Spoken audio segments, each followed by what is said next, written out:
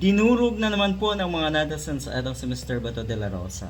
At yun nga, isinama na rin itong isang senatorial candidate, Duterte senatorial candidate, na si Bondok. Kasi nga, ano sabi ng mga netizens, what have you done to merit the salary increase?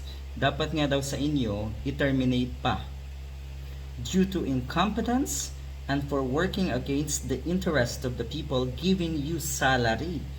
Referring to Bato, you both should seek employment somewhere else. In the Red China Sea or Red China perhaps. Diba? Pero totoo, may punto siya. Salary increase ang hinihingi nyo? O, ay yung incompetence nyo nga, Diyos ko, hindi kayo nahihiya, Mr. Bato de la Rosa? And Mr. Robin Padilla, yan po ay mga galing sa mga kababayan natin. Nababasa natin lahat yan, ha?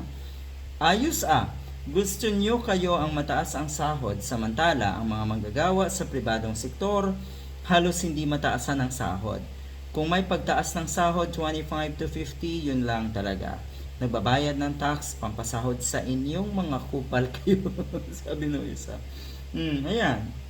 Tapos ang gusto kasi natong dalawang ito, higher salaries for congressmen and senators.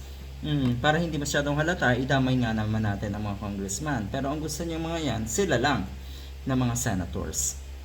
De la Rosa and Bondok chose higher salary or higher, while House Deputy Leader or Minority Leader and ACT Teachers Party List Representative Franz Castro, former Bayan Muna Party List Representative Casino, labor lawyer Arellano, former Executive Secretary Vic Rodriguez, at yung iba pa, lower. Dapat nga daw mas lower, ang sabi ng iba.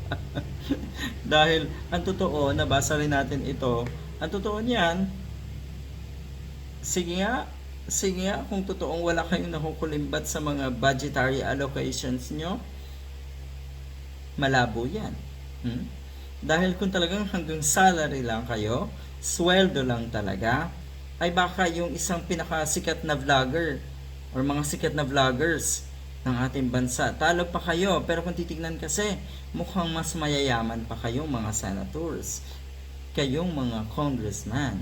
So ito pa ang gusto niyo, ang hiling niyo, propose to change the requirement for running to any government offices. Yan ang dapat, sabi ng isang netizen.